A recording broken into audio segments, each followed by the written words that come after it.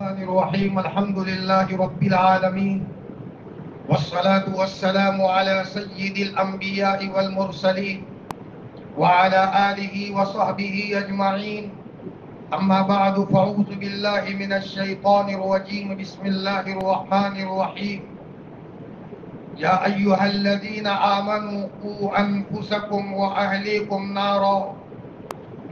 وقال رسول الله صلى الله عليه وسلم: ألا كلكم راع وكلكم مسؤول عن رعيته.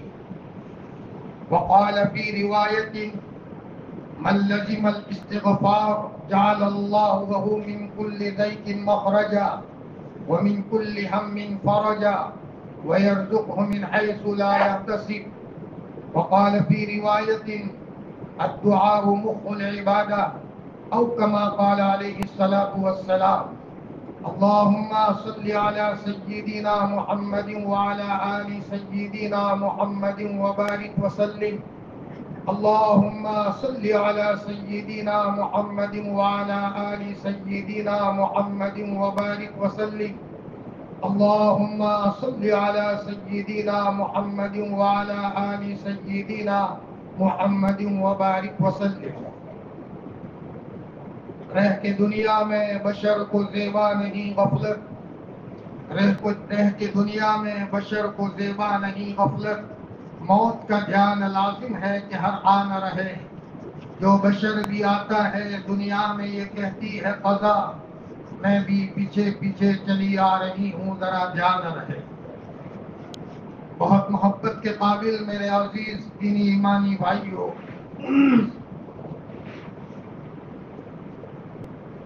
اللہ جل جلالہ عم نوالہ کا بے حد احسان اور اس کا شکر ہے کہ رمضان مبارک کے مہینے میں وہ روزہ رکھنے کی توفیق دے رہا ہے، قرآن مجید کی تلاوت اور کچھ ٹوٹی پھوٹی عبادت کرنے کا موقع دے رہا ہے.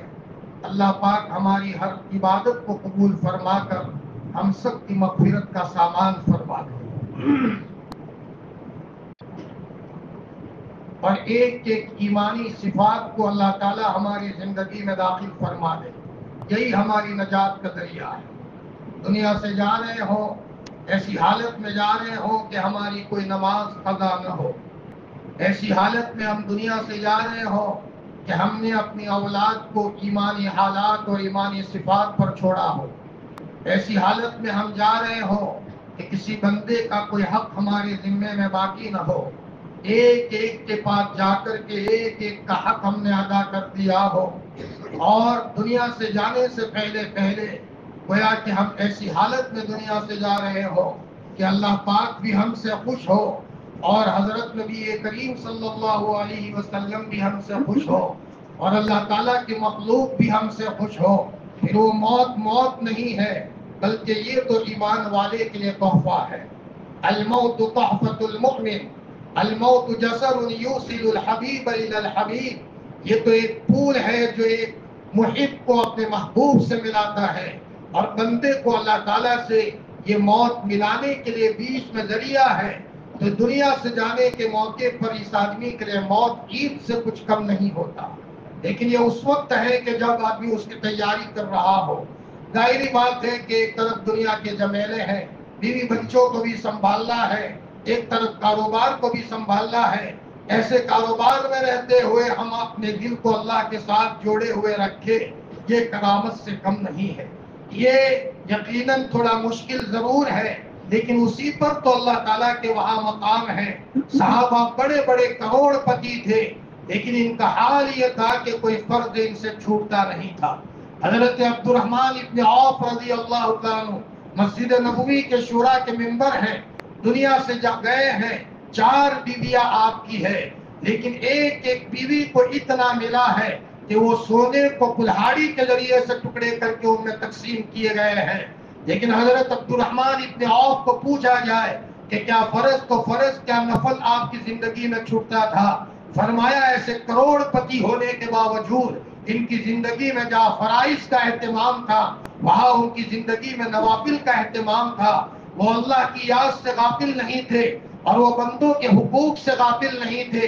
اس لیے آپ علیہ الصلوۃ والسلام نے فرمایا کہ جیسے زنا کرنا گناہ ہے، جیسے چوری کرنا گناہ ہے، اسی طرح دنیا کی محبت میں لگ کر اللہ کے احکام کو توڑنا اور دنیا کی محبت میں محو ہو جانا، یہ سارے گناہوں کا سردار ہے۔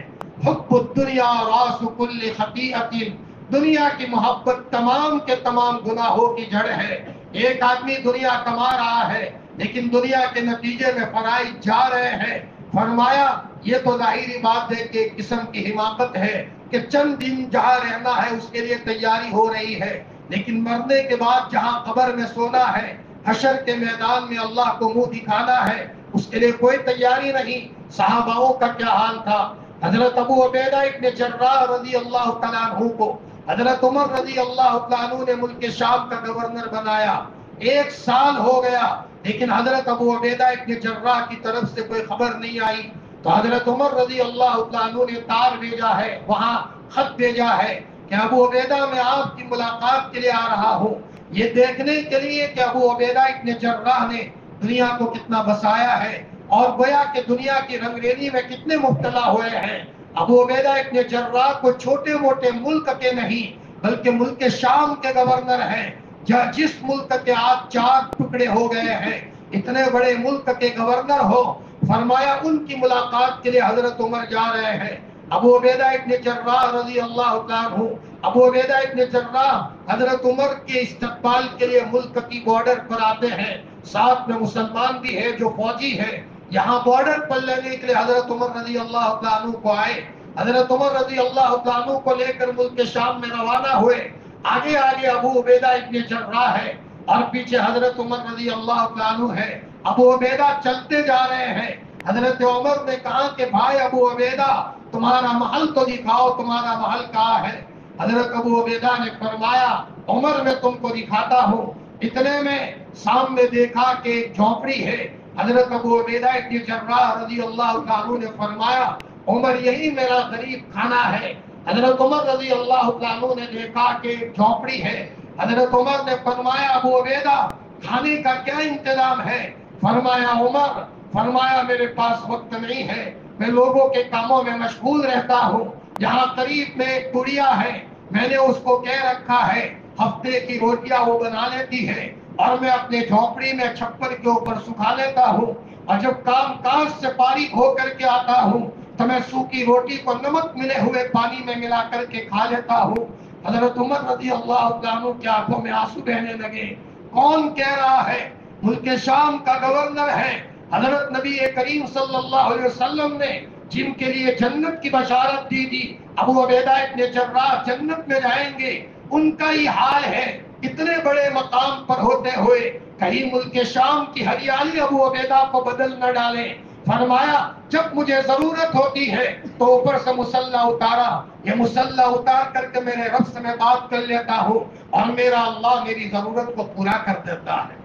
میرے بھائیوں آج ہم سب کو ضرورت ہے، دنیا کی محبت نے ہم کو مبتلا کیا، فرائض تو چھوٹے لیکن ہم دنیا کی محبت میں لگتے لگتے گناہوں میں بھی مبتلا ہو گئے اور الگ الگ گناہ ہمارے دلوں کو شکار کر لیا، اور اسی حالت میں موت آتی ہے، دنیا سے چلے جاتے ہیں۔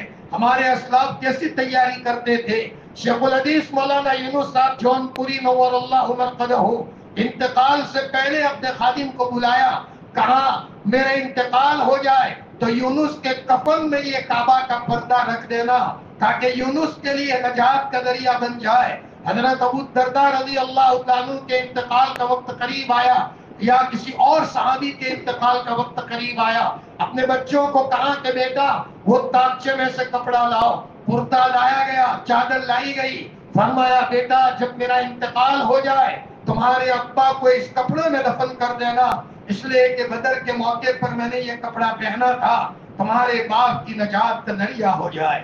وہ صحابہ جن کے بارے میں قرآن پاک میں اللہ پاک نے سند دی ہے رضی اللہ عنہم ورضوا عنہ، لیکن دنیا سے جا رہے ہیں تو کیسی حالت میں جا رہے ہیں؟ فرمایا کہیں دنیا سے جاتے جاتے کوئی نہ کوئی ایک ذریعہ ہے تاکہ اس کے نتیجے میں ہماری مغفرت کا سامان ہو جائے۔ بھائیو اللہ تعالیٰ نے یہ رمضان کا مہینہ اس لیے عطا فرمایا ہے، ان مبارک گھڑیاں جو باقی رہی ہے اس کی ہم قدر کریں اور اللہ تعالیٰ سے مانگے کہ دنیا میں رہنا ہے لیکن دنیا کئی دل کی گہرائیوں میں پیوست نہ ہو جائے. چاہے ہم کروڑ پتی ہو لیکن دل کی گہرائی میں جگہ اللہ کی ہو, اور دل کی گہرائی میں جگہ اللہ کے رسول کی ہو, اور دنیا چاروں طرف ہو. چاہے ہم کروڑوں روپے میں بس رہے ہو لیکن ہمارے دل میں بیوی بیٹھی ہوئی نہ ہو, ہمارے دل میں بچے نہ ہو. یہ بیوی بچے یہ باہر کی دنیا میں ہو, اندر کی دنیا میں تو اللہ اور اللہ کا رسول ہو. یہ سنت ہے حضرت نبی کریم صلی اللہ علیہ وسلم کی. اما عائشہ رضی اللہ تعالیٰ فرماتی ہے کہ میرا محبوب مجھ سے باتیں کرتا تھا, یعنی حضرت نبی کریم صلی اللہ علیہ وسلم اما عائشہ سے باتیں کرتے ہیں. اور محبت کا کیا عالم ہے. حضرت عائشہ رضی اللہ تعالیٰ فرماتی ہے میں ہڈی کو چوستی ہوں تو میرا محبوب لے کر کے اسی ہڈی کو اپنے منہ میں رکھتے ہیں تاکہ دنیا قیامت تک آنے والے جوانوں کو بتایا کہ اپنی بیوی سے محبت کرنے کا طریقہ بھی سیکھو. جس بیوی کو گھر میں لا رہے ہو تمہارے انداز سے نفرت نہیں ہونی چاہیے. یہ نہیں کہ مطلب کے طور پر بیوی کو استعمال کر رہے ہو. اما عائشہ فرماتی ہے کہ ناپاکی کے ایام ہوتے تھے تب بھی اللہ کے رسول صلی اللہ علیہ وسلم کے ساتھ لیٹنا ہوتا تھا. یا آپ بتا رہے ہیں کہ کہیں یہ نہ ہو کہ میں نے ضرورت کے موقع پر مرد بیوی کو استعمال کرتا ہے, اور جب کسی موقع پر ناپاکی کے ایام ہے تو مرد کی بیوی کی طرف توجہ نہیں ہے. یہ آپ علیہ الصلوۃ والسلام نے اپنی بیوی سے محبت کر کے تا قیامت آنے والے جوانوں کو اور مردوں کو یہ بتایا کہ اپنی بیوی کے ساتھ محبت کا کیا نظام ہونا چاہیے. بڑی محبت سے باتیں ہو رہی ہیں, اور عصر کے بعد تو معمول تھا ایک ایک بیوی کے گھر جا رہے ہیں, کوئی ضرورت ہے کوئی ضرورت ہے یہ کہتے جا رہے ہیں, اور رات میں کسی نہ کسی ایک بیوی کا وہاں قیام ہے. لیکن حضرت عائشہ فرماتی ہے حضور ہم سے باتیں کرتے تھے اور ادھر اللہ کا منادی بلاتا تھا اللہ اکبر اللہ اکبر, فوراً آپ علیہ السلام کے چہرے کا رنگ بدل جاتا تھا. ایسا ہوتا تھا کأنہ لم یعرفنا ولم نعرفہ, فرماتے گویا کہ وہ ہمیں نہیں پہچانتے اور ہم بھی گویا کہ حضور کو نہیں پہچانتے. پتہ یہ چلا کہ آپ نے اپنی ازواج کی بھی تربیت ایسی کی تھی کہ اذان ہونے کے بعد شوہر جہاں مسجد جا رہا ہو وہاں بیوی بھی اللہ کی محبت میں مصلی پر آ رہی ہو. ایک مرتبہ ابو داؤد شریف کی روایت ہے حضرت نبی کریم صلی اللہ علیہ وسلم حضرت جویریہ کے وہاں سے رضی اللہ عنہا آپ مسجد میں گئے اور آپ چاشت پڑھ کر کے آتے تھے. روایتوں میں آتا ہے چاشت کے بعد ایک بہت بڑا کڑا ہوتا تھا, دو چار آدمی اٹھاتے تھے, دسترخوان لگایا جاتا تھا, سرید ہوتا تھا, صحابہ کھا رہے ہیں اور آپ علیہ الصلوۃ والسلام بھی ان کے ساتھ بنفس نفیس کھانے میں شریک ہوتے ہیں. اور تواضع کا یہ عالم ہے کہ اگر کبھی جگہ کم پڑتی ہے تو آپ بھی اکڑو بیٹھ جاتے ہیں اور گھٹنوں کے بل بیٹھ جاتے ہیں اور صحاباؤں کے ساتھ آپ شریک ہوتے ہیں. آپ علیہ الصلوۃ والسلام آئے تو دیکھا ابھی بھی حضرت جویریہ مصلی پر بیٹھی ہوئی ہے. آپ نے فرمایا جویریہ جب سے میں مسجد گیا تھا تب سے آپ مصلی پر ہو. فرمایا محبوب جب سے آپ مسجد گئے ہو وہاں سے میں بھی مصلی پر بیٹھی ہوئی ہوں, یہ آپ کے گھریلو نظام تھا. پھر آپ نے فرمایا کہ جویریہ ایک کلمہ میں وہ جانتا ہوں کہ اگر تم پڑھ لو تو وہ اتنی دیر پڑھنے کے برابر گویا کہ اس کا ثواب ہو. سبحان اللہ و بحمدہ عدد خلقہ ورضا نفسہ وزینت عرشہ ومداد کلماتہ. یہ آپ نے حضرت جویریہ رضی اللہ تعالیٰ کو بتایا. پتا چلا کہ آپ جہاں اپنی فکر کر رہے ہیں وہاں اپنی بیویوں کی بھی فکر کر رہے ہیں. یہ بھی بہت سوچنے کی بات ہے کہ جو بیوی اپنے بچوں کے لیے کپڑے دھو رہی ہو, جو بیوی اپنے بچوں کے لیے گھر کی صفائی کر رہی ہو اور ہماری ضرورتوں کا انتظام کر رہی ہو, ہم تو ادھر ادھر دینی مجلس میں جا رہے ہو لیکن اپنے بیویوں کی تربیت کی فکر نہ کر رہے ہو. حقیقت یہ ہے کہ بچوں کی تربیت میں باپ سے زیادہ ماؤں کی تربیت کا کردار ہوتا ہے, ماؤں کی تربیت کا کردار ہوتا ہے. ہمارے اسلاف کا بھی حال گزرا ہے. حضرت فقیہ الامت حضرت مفتی محمود صاحب رحمۃ اللہ علیہ کے بارے میں نے سنایا تھا ادھر حضرت کا انتقال ہوتا ہے وہاں مدینۃ افریقہ میں, اور حضرت مولانا ابراہیم صاحب پانڈوری نے فون کیا حضرت کی صاحبزادی کو مدینۃ المنورہ میں, تو حضرت کی صاحبزادی نے فرمایا کہ حضرت مولانا مجھے تو پتا چل گیا تھا کہ ابو دنیا سے چل بسے ہیں, اس لیے کہ میں حضور کی قبر پر سلامی بھرنے گئی ہوں اور میں نے آنکھیں بند کی تو میں نے دیکھا کہ حضور کے پڑوس میں میرے ابا بیٹھے ہوئے ہیں. تو میں سمجھ گئی کہ مانو نہ مانو میرے ابا افریقہ میں نہیں ہے بلکہ وہ دنیا سے چلے گئے ہیں، اور حضور کے قریب میں اللہ پاک نے ان کو جگہ عطا فرما دی ہے۔ ظاہری بات ہے کہ مفتی صاحب نے اپنی بچی کی تربیت کی ہوگی، اور جس کے نتیجے میں یہ حال ہے۔ آج ہم اس سلسلے میں ذرا غفلت میں ہیں، ہمیں اپنے بچوں اور بچیوں کے بارے میں دنیا کی فکر کر رہے ہیں، وہاں سب سے پہلے ضرورت ہے کہ پہلے ہم اپنی اصلاح کی بھی فکر کریں۔ میرے اندر میں گندگی نہ رہے، میرے اندر میں بد اخلاقی نہ رہے، میرے اندر میں غصہ نہ رہے۔ عبداللہ ابن مبارک فرماتے ہیں اخلاق 3 چیزوں کا نام ہے۔ ایک تو یہ ہے کہ لا تغضب، آپ غصہ نہ کریں۔ غصہ یعنی بے موقع غصہ، موقع پر تو غصہ چاہیے۔ وہ ڈاکٹر جو صرف مالش کرنے کی دوائی ہی دے اور آپریشن کے لیے کوئی آلات نہ رکھتا ہو تو وہ ظاہری بات ہے کہ ہم ایسے ڈاکٹر کو بھی تلاش کرتے ہیں جو سرجری کر رہا ہو، جو آپریشن کر رہا ہو۔ مطلب یہ ہے کہ بے موقع غصہ۔ حضرت نبی کریم صلی اللہ علیہ وسلم نے نرمی اختیار کی ہے تو موقع پر آپ نے غصہ بھی اپنایا ہے۔ جیسے وہ ایک دیہاتی صاحب آئے اور مسجد میں آ کر کے پیشاب کیا، صحابہ غصے ہوئے، صحابہ چاروں طرف سے دوڑے، آپ نے فرمایا مہما ٹھہر جاؤ پیشاب کرنے دو۔ پیشاب کر لیا، پھر آپ علیہ السلام نے سنجیدگی سے بلایا، فرمایا بیٹا یہ اللہ کا گھر ہے، آپ کے گھر میں کوئی پیشاب کر لے تو فرمایا اچھا نہیں ہوتا، یہ اللہ کا گھر ہے، یہ پاک ہے، یہاں پیشاب نہیں کیا جاتا۔ بڑے پیار کے ساتھ سمجھایا۔ اس آدمی نے اپنے خاندان میں جا کر کے کہا میں نے ایک ایسے آدمی کو دیکھا ہے، غلطی میری تھی، نہ مجھے مارا ہے، نہ مجھے ڈانٹا ہے، نہ مجھے سخت سست کہا ہے، مجھے پیار کے ساتھ بات بتائی ہے، اور اپنے قبیلے کے 300 لوگوں کو لایا ہے، اور وہ سارے کے سارے لوگوں نے اسلام قبول کیا۔ ایک طرف آپ کی نرمی ہے، ایک موقع پر آپ مسجد نبوی میں تشریف لائے تو کسی نے مسجد نبوی کی دیوار پر تھوکا تھا، بلغم وہاں لگا ہوا تھا، تو آپ کے پاس چھڑی رہتی تھی، تو آپ نے چھڑی کے ذریعے سے کھرچا اور آپ نے فرمایا یہ کس نے کیا ہے؟ سخت جملہ آپ نے استعمال کیا اور غصے ہوئے۔ پھر آپ نے فرمایا کسی کے پاس خوشبو ہے؟ تو ایک صاحب گئے صحابی اور وہ جا کر کے زعفران لائے، اور زعفران لے کر کے لکڑی کے کنارے پر لے کر آپ نے اس وہاں تھوک کی جگہ پر اور بلغم کی جگہ پر لگایا۔ یہاں آپ غصے ہو رہے ہیں، کیوں؟ یہ اپنے ہیں، یہاں غصہ کریں گے تو کوئی فرق نہیں پڑے گا، اور وہ آدمی ابھی نیا آیا ہے، اعرابی اور دیہاتی ہے، اگر ان کو غصہ کریں گے تو بہت ممکن ہے کہ وہ متنفر ہو جائے اور اس کا غلط اثر ہو۔ کبھی کبھی اپنوں کو ڈانٹا جاتا ہے اور دوسروں کے ساتھ پیار کا معاملہ ہوتا ہے۔ حضرت ثمامہ ابن اسال جو ایک مرتبہ یمامہ کے سردار ہیں اور وہ جا رہے تھے عمرے کے لیے، مسلمان نہیں ہے، اور صحابہ کرام نے ان کو پکڑ لیا اور پکڑ کر کے ان کو مسجد نبوی کے ستون سے باندھ دیا۔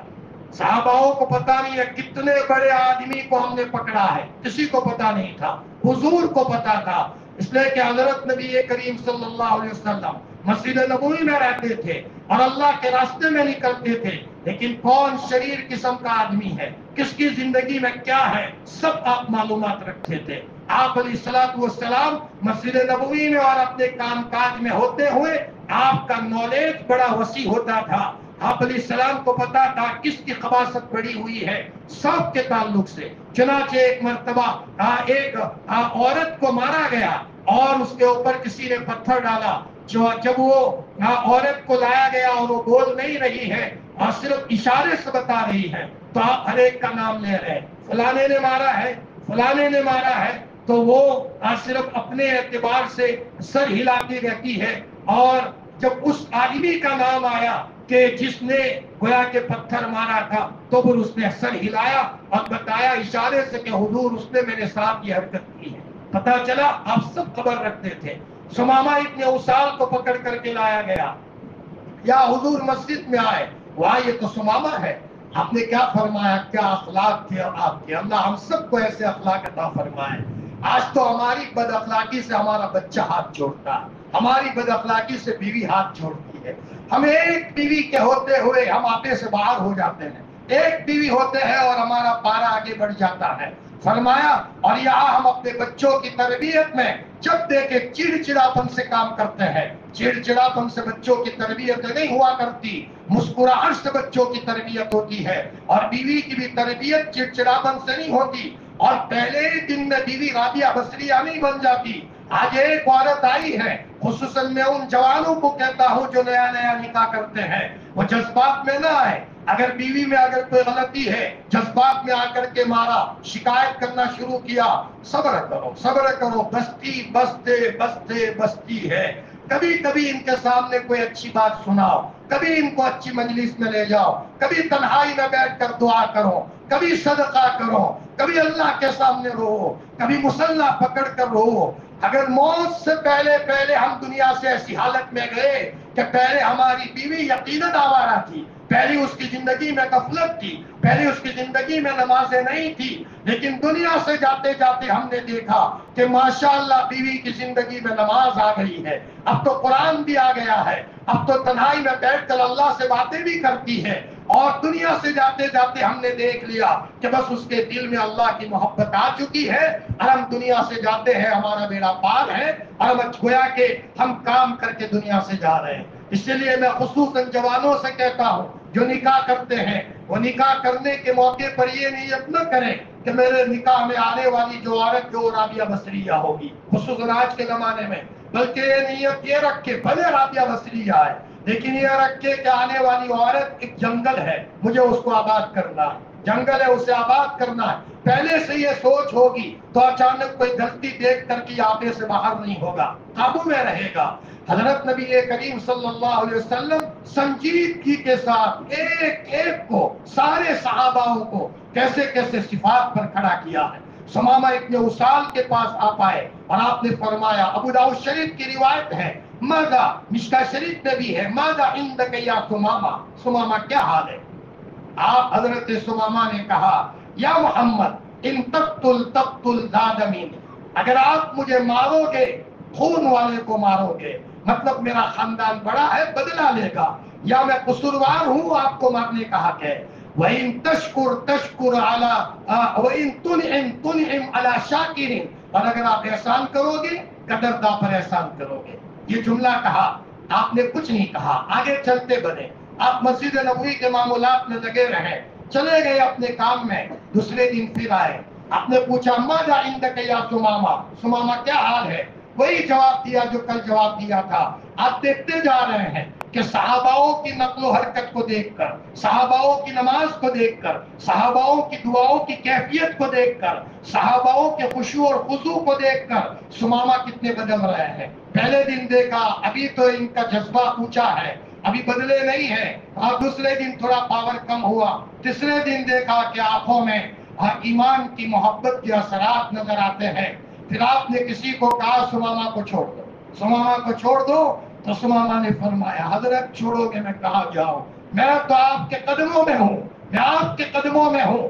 سامنے بات تھا، غسل کر کے آئے، فرمایا حضرت ہاتھ لمبا کیجئے، ہاتھ دیجئے مجھے. آپ کا دست مبارک لیا اور آپ نے پڑھا، اشہد ان لا الہ الا اللہ واشہد ان محمد رسول اللہ. میرے بھائیوں، میرے جوانوں، آج اسلام کے تعلق سے ہر ایک کو اخلاق عام کرنے کی ضرورت ہے.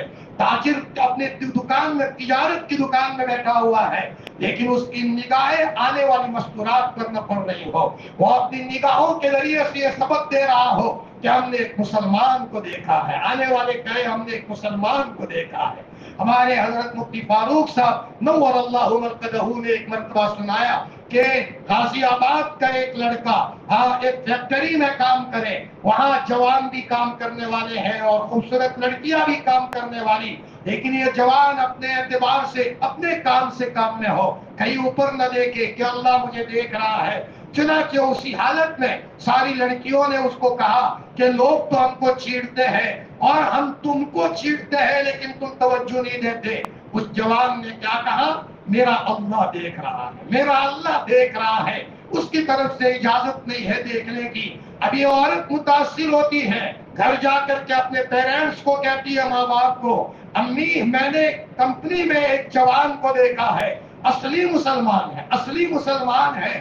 دوسرے لڑکے ادھر ادھر تاکتے جھانکتے ہیں لیکن وہ تو دیکھتا بھی نہیں ہے. تو ان لوگوں کے گھروں سے خبر آئی کہ ذرا اس بچے کو اپنے گھر پر لاؤ. لڑکی آتی ہے ان کو دعوت دینے کے لیے، ہمارے ابو امی نے آپ کو بلایا ہے. فرمایا میں کسی کے گھر نہیں جاتا.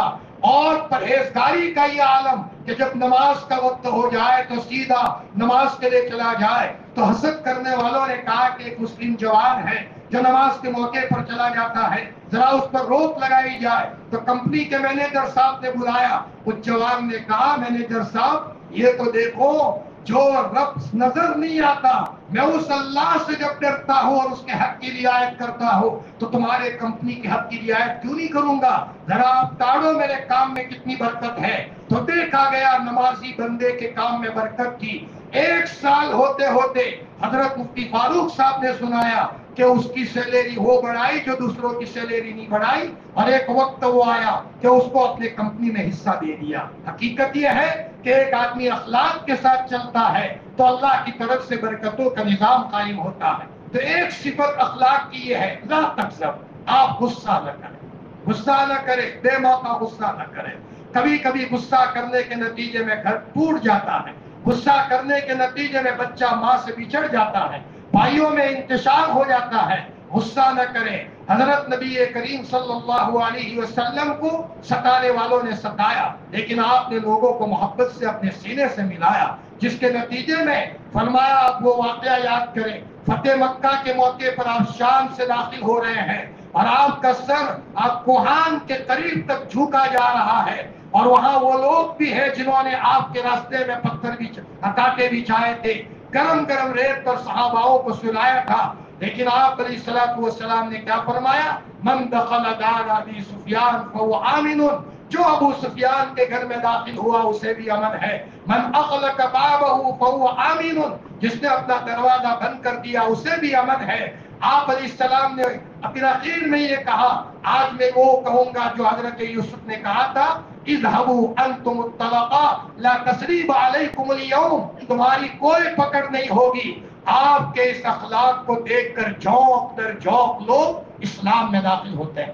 ایک صفت یہ ہے کہ ہمارے اندر میں غلط غصہ نہ ہو، آج اسی غصے نے ہمارے معاشرے کو بگاڑ کر کے رکھ دیا ہے۔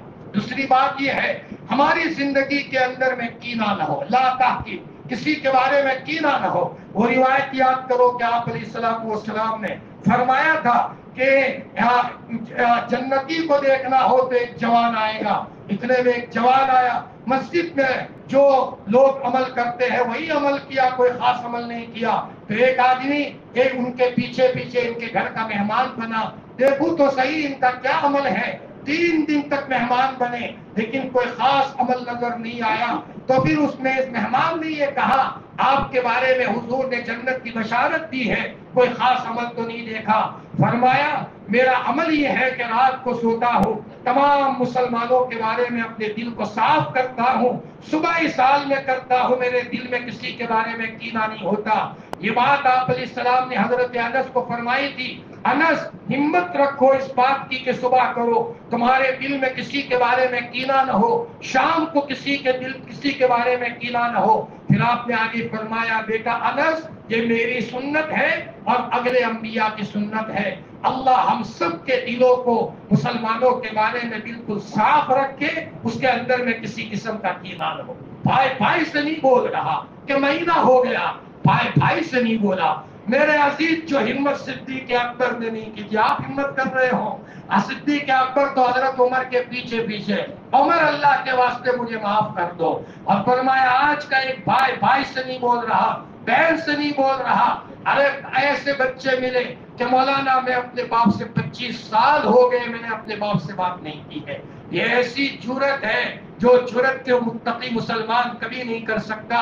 فرمایا اگر صبح کوئی معاملہ بنا ہے شام ہوتے ہوتے اس کو رفع دفع کر دو، اس کو ختم کرو، اپنے دل میں کچھ مت رکھو۔ فرمایا اور اپنے آپ کو جھکا دو۔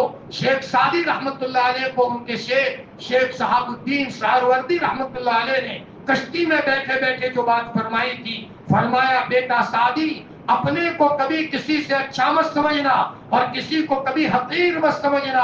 ہم ہر وقت یہ سمجھے کہ سب سے زیادہ میں نکما اور میں گندا ہوں، اور دنیا میں بسنے والا ہر مسلمان مجھ سے اچھا ہے فی الحال، اور دوسرے لوگ جو مسلمان نہیں ہے بہت ممکن ہے دنیا سے جاتے جاتے اللہ ان کو ایمان دے دے اور بخشا بخشایا اپنے پاس بلا لے۔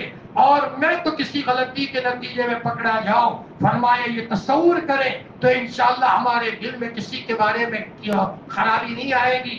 حضرت مولانا یونس صاحب جون پوری نور اللہ مرقدہ فرماتے تھے کوئی مسلمان کسی مسلمان کو حقیر سمجھتا ہے تو خطرہ ہے موت کے موقع پر ایمان سلب ہو جائے، موت کے موقع پر ایمان سلب ہو جائے۔ ہمارے دل میں کسی کے بارے میں کینہ نہ ہو۔ حضرت شاہ عبد الرحیم رائے پوری رحمت اللہ علیہ جن کا تذکرہ عصر کے بعد تعلیم میں بھی ہوتا ہے، فرمایا ایک مرتبہ ایک حکیم صاحب نے حضرت کو کھانے میں زہر ملا دیا یا دوائی میں زہر ملا دیا، حضرت کی طبیعت بگڑ گئی۔ ہاں حالانکہ حضرت ہی کے حکیم تھے لیکن کسی وجہ سے وہ زہر ملا دیا، حضرت کی طبیعت خراب ہو گئی۔ چنانچہ آج جو دوسرے خدام تھے وہ غصے ہو گئے کہ ان کو سزا دی جائے وغیرہ۔ حضرت شاہ عبد الرحیم رائے پوری رحمت اللہ علیہ نے حکیم صاحب کے کندھے پر ہاتھ مارتے ہوئے کہا حکیم جی ہمارے ہیں، خبردار اگر کسی نے حکیم جی کو کچھ کہا تو عبد الرحیم کو کچھ کہا، ہمیں تکلیف ہوگی حکیم صاحب کو کچھ نہ کہا جائے۔ یہ کون کہہ رہا ہے؟ حضرت شاہ عبد الرحیم رائے پوری رحمت اللہ علیہ، ایسے حکیم صاحب کو جنہوں نے کھانے میں اور دوا میں زہر ملایا تھا۔ حضرت قاری صدیق صاحب بانوی نور اللہ مرقدہ نے ایک بچے کو بڑا کیا اور ذرا اس کو پالا پوسا، جب وہ بڑا ہوا مجمع بیٹھا ہوا ہے، ایک مرتبہ قاری صاحب کو سخت سخت جملے میں قاری صاحب سے بات کر رہا ہے اور یوں کہا کہ بخاری شریف پڑھانے سے کوئی آدمی کوئی آگے نہیں بن جاتا، گدھے کے کمر پر بھی گویا کہ کوئی کتاب رکھ دی جائے، ایسے گستاخی کے الفاظ کہے۔ حضرت کے عاشق لوگ تھے، سب غصے ہو رہے ہیں، تو قاری صاحب نے کہا خبردار اگر کسی نے اس کو کچھ کہا تو صدیق کو کچھ کہا، اور حضرت نے اس بچے کو کہا کہ تو یہاں سے چھپ جا، یہاں سے غائب ہو جا، کہیں کوئی تیری تجھے سزا نہ دے۔ یہ ہمارے بزرگوں کا حال ہے کہ جنہوں نے ستایا تھا انہوں نے ان کے ساتھ کیسا معاملہ کیا۔ خواجہ معین الدین چشتی نور اللہ مرقدہ جو اجمیر میں سوئے ہوئے ہیں، ایک آدمی آپ کو مارنے کے لیے گویا کہ اپنے آستین میں چھرا چھپا کر کے لایا، حضرت کے سامنے آ کر بیٹھا، ہاں حضرت کو پتا چل گیا تو حضرت نے فوراً اپنا سینہ کھول دیا اور یوں کہا بیٹا میرا سینہ حاضر ہے، چھرا نکال کر کے اندر میں تو گھونپ دے۔ وہ پانی پانی ہو گیا اور کہا حضرت بھول ہو گئی، آئندہ کبھی یہ حرکت نہیں کروں گا، مجھے لوگوں نے بھڑکایا تھا۔ حضرت نے فرمایا بیٹا تم تو اپنے ہو، اپنے ساتھ بٹھایا، کھانے میں بٹھایا۔ وہ آدمی حضرت کے پاس رہتے ہوئے بہت بڑا اللہ کا نیک بندہ بن کر کے دنیا سے گیا۔ تو اخلاق یہ ہے ہم کسی کے اوپر غلط غصہ نہ کریں۔ فرمایا اسی طریقے سے ہمارے دل میں کسی کے بارے میں کینہ نہ ہو اور ہم کسی کے ساتھ حسد کا معاملہ نہ کریں، یہ اخلاق کا معاملہ ہے۔ حضرت نبی کریم صلی اللہ علیہ وسلم کو اللہ پاک نے فرمایا انک لعلی خلق عظیم، نبی جی آپ بڑے اونچے اخلاق پر ہو، انصاف کے ساتھ چلتے ہیں، کسی پر ظلم نہیں کرتے، اور فرمایا ہر ایک کے ساتھ انصاف کا معاملہ ہوتا ہے۔ یہاں احمد آباد کا بادشاہ احمد شاہ بادشاہ، ظاہری بات ہے کہ ان کے داماد نے کسی کو قتل کر دیا اور قتل کرنے کے بعد پھر سامنے والے گھر والوں کو ڈرایا اگر بادشاہ کو اطلاع دے دی تو ہم پورے گھر والوں کو سزا دلوائیں گے۔ وہ لوگ گھبراتے ہوئے بادشاہ تک اطلاع نہیں دی، چنانچہ وہ بادشاہ کو کسی نہ کسی طریقے سے پتا چل گیا تو بادشاہ نے اس مقتول کے گھر والوں کو بلایا اور یوں کہا کہ بھائی یہ واقعہ حقیقت ہے، ہمارے داماد نے آپ کے گھر کے آدمی کو مارا ہے؟ فرمایا جی ہاں مارا ہے۔ تو پھر اعلان کر دیا کہ ہمارے داماد کو سولی پر چڑھایا جائے گا۔ لڑکی آتی ہے اور احمد شاہ بادشاہ کے پاس آ کر رونے لگی، ابا تمہیں پتا ہے داماد کو مارو گے تو آپ کی بیٹی بیوہ ہو جائے گی، چھوٹے چھوٹے بچے اور نواسے ہیں وہ یتیم ہو جائیں گے۔ احمد شاہ بادشاہ نے کہا کہ بیٹی میری 100 بچیاں ہو، ساری کی ساری بیوہ ہو اور میرے ہزاروں نواسے ہو اور وہ سارے کے سارے یتیم ہو جائے مجھے منظور ہے، لیکن میری حکومت میں کسی پر ظلم ہو اور کسی کے اوپر ناحق خون ہو یہ میں کبھی گوارا نہیں کر سکتا۔ چنانچہ سولی دی گئی اور 1 ہفتے تک احمد آباد میں اس سولی کے اوپر لٹکا کر کے رکھا تاکہ لوگوں کو پتا چلے کہ بادشاہ کا انصاف کیسا ہوتا ہے، یہاں ظلم کا کوئی معاملہ نہیں ہے۔ ایک زمانہ تھا کہ گویا کہ حکومت چلانے والے بادشاہ لوگ بھی کیسے منصف ہوتے تھے۔ جی فرمایا آج ہم سب کو ضرورت ہے کہ اپنی زندگی میں اسلامی صفات سے اپنے آپ کو مالا مال کریں۔ اسلام کی ایک ایک صفت نرالی ہے، تقوی نرالا ہے، اخلاص نرالی صفت ہے، خشوع خضوع نرالی صفت ہے۔ اسلام کی ہر صفت، اس کے لیے ہم جتنی قربانی دیں اور ایک ایک صفت ہماری زندگی میں آتی جائے گی، اور دنیا سے جاتے جاتے اسلامی صفات ہماری زندگی میں آئیں گے، ہمارا کام بن جائے گا۔ ان صفاتوں کو لانے کے لیے ایک تو دعا کا ذریعہ ہے، ہم دعا مانگیں۔ دعا، آپ علیہ الصلوۃ والسلام نے فرمایا کہ دعا یہ عبادت کا مقصد ہے۔ اب دعا و مخ العبادہ، عبادت کا مقصد ہے۔ جیسے مکھن اخیر میں نکلتا ہے تو دعا جو ہے وہ بھی یوں سمجھ لیجئے کہ ساری عبادتوں کے بعد اخیر میں وہ مغز اور مکھن نکلتا ہے۔ ساری دعا عبادتیں اچھی ہے تو پھر اللہ تعالیٰ دعاؤں کو بھی جاندار بناتا ہے۔ ماں خوش ہے، ابا خوش ہے، اللہ کی مخلوق خوش ہے، معاملات کلیئر ہے، معاشرت ہماری عمدہ ہے، تو اللہ تعالیٰ ہماری دعا کو جاندار بناتے ہیں۔ اور مرد مومن کی دعا کا ایک اثر ہوتا ہے، مرد مومن کی دعا کا اثر ہوتا ہے۔ وہ عورت جو پانی کے جہاز میں سفر کر رہی تھی اور اتفاق کے جہاز ٹوٹ گیا، سب لوگ ڈوب گئے، ایک عورت کسی لکڑی کے تختے پر بچ گئی۔ اب وہ لکڑی کے تختے پر وہ سمندر کے کنارے پر آنے کے لیے تختہ آگے چل رہا ہے، اور اتنے میں ایک دوسری کشتی ہے جس میں کوئی حبشی ہے، اس کی نگاہ اس خوبصورت عورت پر پڑ گئی، خوبصورت عورت پر نگاہ پڑی۔ وہ حبشی بالکل قریب آیا تو دیکھا ایک خوبصورت عورت ہے، چنانچہ یہ حبشی اس عورت کے ساتھ تختے پر بیٹھ گیا، اور وہ حبشی نے کہا کہ میرے دل میں آپ کے تعلق سے غلط ارادہ ہے۔ اس عورت نے کہا اللہ سے ڈر، اللہ سے ڈر، ہم سمندر میں ہیں، اللہ دیکھ رہا ہے۔ اس نے کہا ادھر ادھر کی بات مت کر۔ فرمایا اس اللہ کی بندی نے بار بار کہا اللہ سے ڈر، لیکن وہ حبشی مان نہیں رہا۔ تو اس عورت نے اپنے بچے کو چٹکی بھری، اس کو رلایا، اس کے ہاتھ میں بچہ تھا تاکہ بچہ روے اور اس کو رحم آ جائے، لیکن اس حبشی کو رحم نہیں آیا۔ حبشی نے اس کے بچے کو لے کر دریا میں ڈال دیا۔ ماں ہوتی ہے، ماں کا بچہ دریا میں ڈوب گیا۔ اب ماں کے دل کی عجیب کیفیت ہے، ماں نے دیکھ لیا کہ اب کوئی سہارا نہیں ہے، تو آسمان کی طرف دیکھا اور کچھ لبوں میں اشارہ کر دیا، ہوٹوں میں اللہ تعالیٰ سے بات کر لی اور اللہ تعالیٰ سے کچھ بات کہی۔ اتنے میں ایک جانور نکلا اور اس جانور نے حبشی کو نگل لیا، اور وہ جانور اس حبشی کو لے کر چلا گیا۔ اس عورت نے اللہ کا شکر ادا کیا، میرے اللہ تیرا شکر ہے، یہاں دریا کے بیچ میں تو نے میری عزت اور ناموس کی حفاظت کی، اللہ تیرا شکر ہے۔ لیکن اس عورت نے کہا، چونکہ لینا سیکھ لیا تھا، ابھی عورت روتے روتے کہہ رہی ہے کہ میرے اللہ میرے بچے کا مسئلہ ہے، میرا بچہ میرے پاس پہنچا دے۔ تو قادر مطلق ہے، اللہ تعالیٰ سمندر میں بھی حفاظت کرنے والا ہے۔ کیسے کیسے اکابرین گزرے ہیں حضرت یہاں یوں جنجانہ کے قریب گویا حضرت حاجی عبدالستار نانکوی رحمت اللہ علیہ ایک اللہ کے ولی گزرے ہیں۔ شاہ عبد القادر رائے پوری کے خلفاء میں ان کا نام ہے۔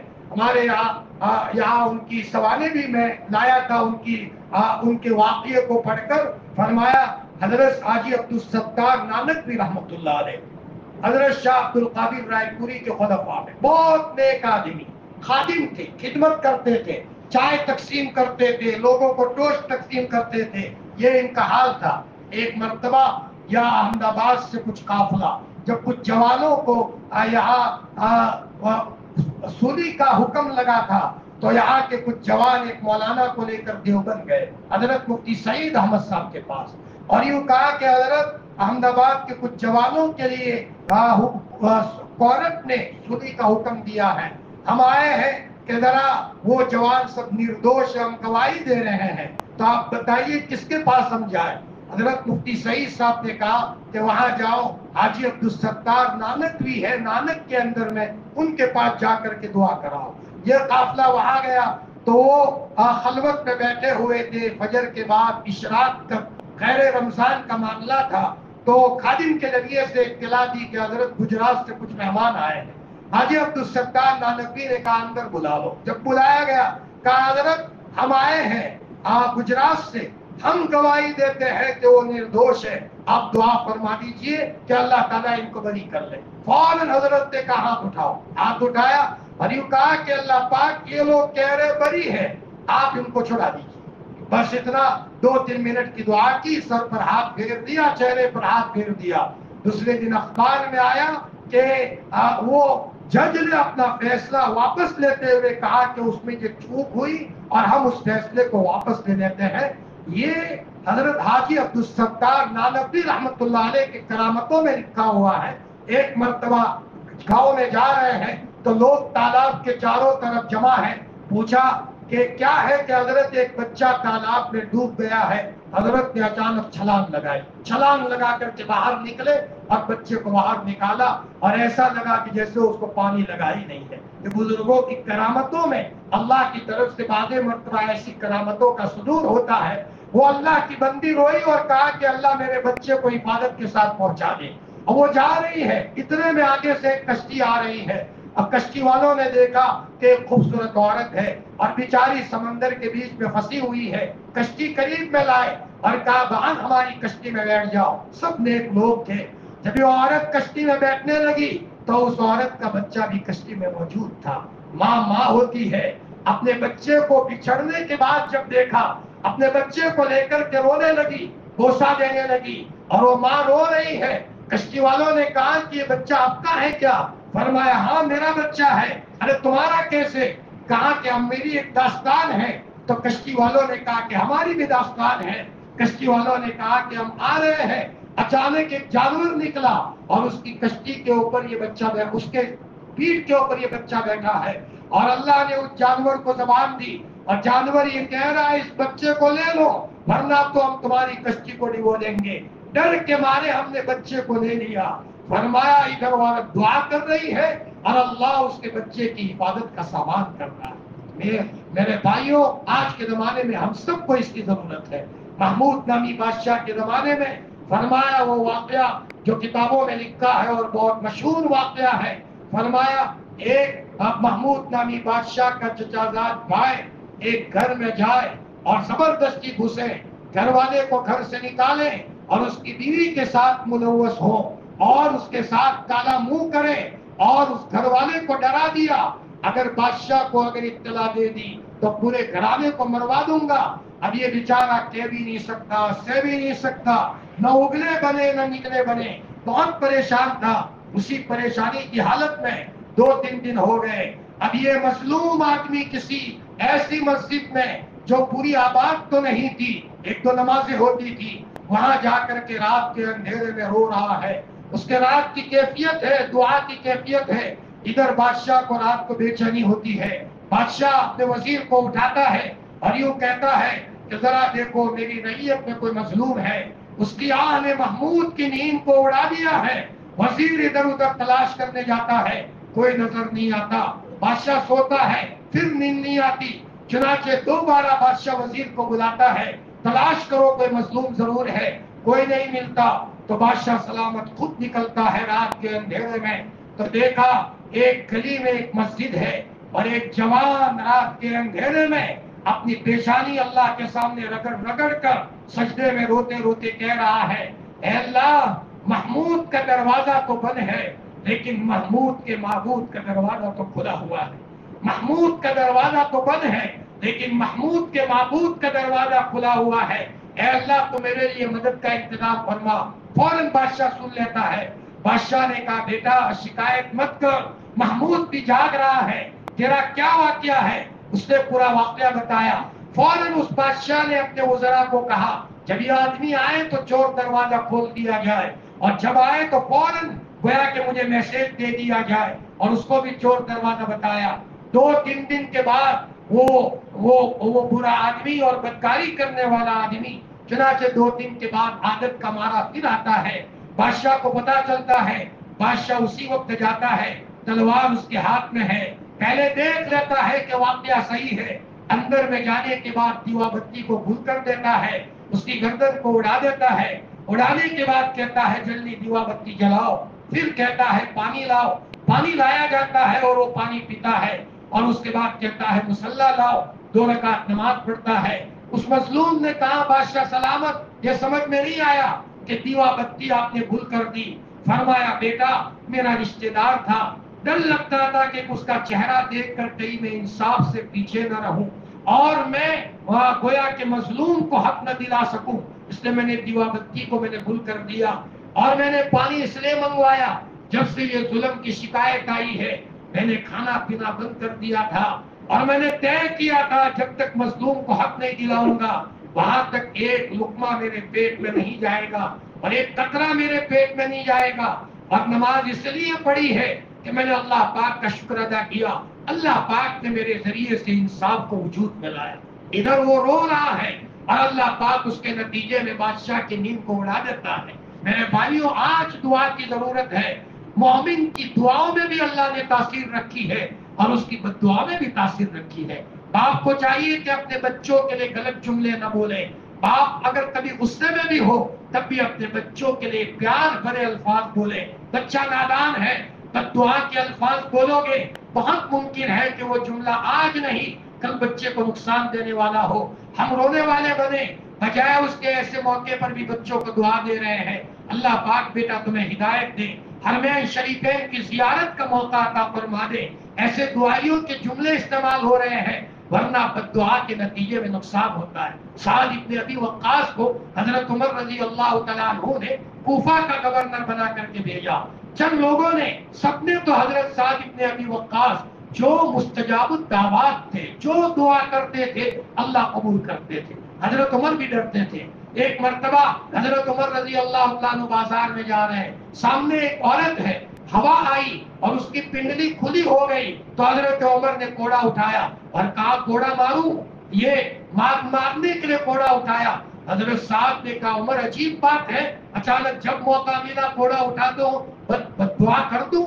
حضرت عمر نے فرمایا سعد اللہ کے واسطے اپنی زبان کو روک دو۔ فرمایا یہ نہیں ہوگا۔ حضرت عمر حضرت سعد کو روک لگا رہے ہیں۔ ایک صاحب کو دیکھا کہ چاروں طرف لوگ جمع ہیں، حضرت سعد نے پوچھا کیا معاملہ ہے کہ یہ آدمی حضور کے صحاباؤں کو برا بھلا کہتا ہے۔ حضرت سعد نے جا کر کے کہا کہ ذرا اپنی زبان کو بند کرو، حضور کے صحاباؤں کو برا بھلا مت کہو ورنہ بد دعا کروں گا۔ تو انہوں نے کہا سعد تم تو بد دعا سے ڈراتے ہو اور یہ کہتے ہو بد دعا کروں گا۔ حضرت سعد نے کہا ٹھیک ہے۔ حضرت سعد آئے، وضو بنایا، 2 رکعت نماز پڑھی اور یوں کہا کہ اللہ پاک اسے پکڑ، وہ حضور کے صحاباؤں کو برا بھلا کہہ رہا ہے۔ اتنا کہنا تھا، اونٹ کہیں سے بڑبڑاتا آیا اور اس آدمی کی گردن کو اپنے جبڑے میں لیا اور اٹھا کر کے پٹک کر کے مار دیا۔ لوگ کہنے لگے سعد کی بد دعا نے اس آدمی کو ہلاک اور برباد کر دیا، سعد کی بد دعا نے برباد کر دیا۔ حتیٰ کہ ایک مرتبہ حضرت کے پاس وضو بنا رہے تھے، گوشت پڑا ہوا تھا، ایک باز آیا اور باز گوشت کی بوٹی لے کر چلا گیا۔ حضرت سعد ابن ابی وقاص نے کہا اے اللہ اس باز کو پکڑ، باز کو ختم فرما۔ اچانک ہڈی اس کے گلے میں اٹک گئی اور باز لڑکھڑاتا ہوا وہیں گر گیا اور مر گیا۔ یہ سعد ابن ابی وقاص کو حضرت عمر نے کوفہ کا گورنر بنا کر کے بھیجا، سب نے تعریف کی۔ ایک آدمی نے 2-3 برائیاں بیان کی کہ یہ انصاف نہیں کرتے، اپنے رشتہ داروں کو ترجیح دیتے ہیں کسی عہدہ دینے میں، اور غلط الزام تھا۔ حضرت سعد کو پتا چلا تو حضرت سعد نے ناراض ہو کر 2-3 جملے کہے۔ حضرت سعد نے کہا اللہم اطل عمرہ، اے اللہ اس کی عمر کو لمبی کر دے، وہ لمبی عمر بنا دے اس کی بغیر عافیت کے، اور اطل فقرہ، اس کا فقر لمبا کر دے، اس کو محتاج بنا دے۔ اور تیسری بد دعا کی وَعَرِّضْهُ بِالْفِتَنِ، اس کو فتنے میں مبتلا کرنا، وہ کسی نہ کسی فتنے میں مبتلا فرما۔ 3 بد دعا دی۔ چنانچہ لکھنے والوں نے، محدثین نے لکھا ہے اس کی عمر اتنی لمبی ہوئی کہ بھوے اٹھا کر کے دیکھتا تھا، اور اس کی عمر کے سب لوگ مر کر دنیا سے چلے گئے، اور حال یہ ہوا اتنا محتاج ہوا کہ لوگوں جو بھی جاتا تھا ان کے پاس سے وہ بھیک مانگتا تھا، اور فتنے میں ایسا مبتلا ہوا اندر میں خواہشات کی بھرمار ہو رہی ہے، جو عورت جا رہی ہے اس کا دامن پکڑ رہے ہیں، جو عورت جا رہی ہے اس کا پیچھا کر رہے ہیں۔ لوگ کہتے تھے سعد کی بد دعا نے اس آدمی کو تباہ اور برباد کر دیا، سعد کی بد دعا نے اس آدمی کو تباہ اور برباد کر دیا۔ میرے بھائیوں، اللہ تعالیٰ نے مومن کی دعا میں بھی تاثیر رکھی ہے اور مومن کی بد دعا میں بھی تاثیر رکھی ہے۔ اللہ تعالیٰ قرآن میں فرماتے ہیں ادعونی استجب لکم، میرے بندو مجھے پکارو تو صحیح، میں تمہاری پکار کو نہ سنوں تو کہنا، تمہاری پکار کو نہ سنوں تو کہنا۔ ہمارے اکابرین اسی صفت کے تھے۔ اس سے پہلے بھی میں سنایا تھا، دہلی مرکز میں مولانا الیاس صاحب رحمۃ اللہ علیہ کے ساتھ صوفی عبد الرحمان رہتے تھے یا حاجی عبد الرحمان رہتے تھے۔ وہ بنیے کے بچے تھے اور میوات کے تھے۔ ان کے ابا کرانے کی دکان چلاتے تھے، لیکن یہ بچپن میں جب پڑھتے تھے اسکول میں، ایک مسلمان بچہ ساتھ میں اسکول پڑھتا تھا، وہ روزانہ حضور کی تعریف کرے، ہمارے پیغمبر ایسے تھے، ہمارے نبی ایسے تھے، ہمارے نبی کے اخلاق ایسے تھے۔ یہ سنتے سنتے اس کے دل میں حضور کی محبت آ گئی۔ محبت آتے آتے اس آدمی نے خواب دیکھا ایک مرتبہ کہ کسی نے کہا کہ ان کا نام پہلے تو کچھ اور تھا، بعد میں عبد الرحمان نام رکھا گیا۔ فرمایا کہ وہ مسلمانوں کے گروجی جو ہے وہ آئے ہیں گھوڑے پر، چلیے جلدی سے ملاقات کے لیے۔ تو یہ اپنے ابا کے ساتھ دکان میں بیٹھے تھے۔ ابا کو کہا ابا مجھے اجازت دو، میں ذرا محمد صاحب کو میں دیکھ کر کے آتا۔ ابا نے ہاتھ پکڑ دیا، نہیں جانے دیا، لیکن اخیر میں زبردستی اٹھے اور جا کر کے حضور کی صرف یہ گردن نظر آئی۔ گردن کا کیا نظر آنا تھا، دل کی دنیا بدل گئی۔ صرف اللہ کے رسول صلی اللہ علیہ وسلم کی یہ بدھی مبارک پر نظر پڑ گئی، خواب ہی خواب میں، اور دل کی دنیا بدل گئی۔ صبح ہوئے تو بے چین ہے، کچھ ہو رہا ہے کہ میرا دل بدل گیا، اب تو میں کلمہ پڑھ لوں۔ چنانچہ کسی سے کلمہ پڑھا۔ کسی نے کہا اگر تمہیں اب آگے بڑھنا ہے مرکز میں چلے جاؤ دہلی، وہاں مولانا الیاس صاحب کر کے ایک اللہ کا نیک بندہ ہے، ان کے ساتھ تم رہو گے، آپ کو سپورٹ ملے گا۔ چنانچہ وہ وہاں چلے گئے، مولانا الیاس صاحب کے مضبوط ساتھی بنے۔ مولانا الیاس صاحب دعا کرتے ہیں، حاجی عبد الرحمان آمین کہتے ہیں۔ حاجی عبد الرحمان دعا کرتے ہیں، مولانا الیاس صاحب آمین کہتے ہیں۔ ایک موقع پر دوپہر کے وقت میں صوفی عبد الرحمان مولانا الیاس صاحب رحمۃ اللہ علیہ کے دروازے کے پاس آئے۔ دروازہ کھٹکھٹایا اور یوں کہا مولانا اہم کام ہے، باہر آئیے۔ تو مولانا الیاس صاحب اور صوفی عبد الرحمان کی بے تکلفی تھی، دوستی تھی، سمجھے کہ یہ سونے نہیں دیتے، اس لیے نہیں اٹھے۔ تو پھر دوبارہ کہا مولانا جلدی باہر آؤ، اہم کام ہے، لیکن مولانا الیاس صاحب نہیں آئے۔ تیسری مرتبہ کہا مولانا جلدی باہر آؤ، اہم کام ہے۔ چنانچہ مولانا الیاس صاحب رحمۃ اللہ علیہ آئے۔ پھر کہا صوفی عبد الرحمان نے مولانا منظور نعمانی کر کے ایک بڑی صلاحیت کے مولانا ہے، اور ابھی رائے بریلی یا لکھنؤ میں گویا کہ ایک وہ تنظیم جو گویا کہ اتنی حد پر نہیں ہے، ان کے صدر بنے ہوئے ہیں۔ کیا اچھا ہو آپ دعا کریں، میں آمین کہوں یا میں دعا کروں اور آپ آمین کہیں، ہو سکتا ہے یہ دعوت اور تبلیغ کو یہ ہیرا مل جائے، اور یہ قیمتی ہیرا ہمیں مل جائے تو ہمارے کام میں تعاون ہوگا۔ مولانا الیاس صاحب نے دعا کرنا شروع کیا اور صوفی عبد الرحمان آمین کہہ رہے۔ دوپہر کے 12 بجے ہیں یا 12:30 بجے کا وقت بجا ہوا ہے، اور یہاں دعا ہو رہی ہے۔ معاملہ آیا گیا ہو گیا، جب مولانا الیاس صاحب کا انتقال ہوا ہے اور جب دفن کیا جا رہا ہے، لوگ آ رہے ہیں دور دور سے مولانا کے جنازے میں، اور یہاں مولانا منظور نعمانی بھی آئے۔ تو مولانا منظور نعمانی کو صوفی عبد الرحمان نے کہا کہ مولانا تمہیں پتا ہے فلانے دن فلانی تاریخ کو 12 بجے آپ کہاں گئے تھے؟ مولانا منظور نعمانی کو پتا تھا کہ اتنے بجے میں فلانی کسی ایک جماعت کی قیادت کر رہا تھا، صدارت کر رہا تھا، اور اسٹیج پر زور زور سے بیان کر رہا تھا، دوسری تنظیم کی طرف سے ترجمانی کر رہا تھا۔ فرمایا مولانا اتنے بجے مولانا الیاس صاحب نے مجھے بلا کر کے آپ کے لیے دعا کی تھی۔ مولانا منظور نعمانی نے کہا اللہ اکبر، اتنے ہی بجے جو ہی میں اسٹیج سے نیچے اتر رہا ہوں، میرے دل میں تبلیغ کی محبت گھس گئی اور اس تنظیم کے تعلق سے نفرت بیٹھ گئی۔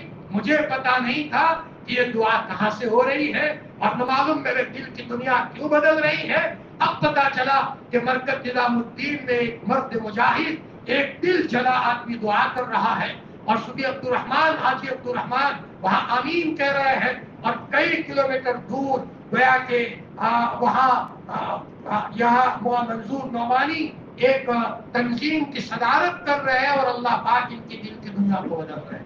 پتہ یہ چلا کہ آج ہم سب کو دعا کی ضرورت ہے۔ بچہ اپنے اعتبار سے کاروبار میں گیا ہوا ہے، یا بچہ مدرسے میں پڑھنے گیا ہے، بچی کئی کام میں گئی ہوئی ہے اور ہم اپنے اعتبار سے وقت نکال کر گھر میں خلوت میں بیٹھ کر اللہ سے دعا کریں گے، انشاءاللہ ہماری دعا کے نتیجے میں اللہ پاک ہماری اولاد کی قسمت کو بدلے گا۔ کتابوں میں آتا ہے ماں باپ کی دعائیں اولاد کے حق میں اللہ پاک ایسی قبول کرتا ہے جیسا کہ نبیوں کی دعائیں اللہ پاک امت کے حق میں قبول کرتا ہے۔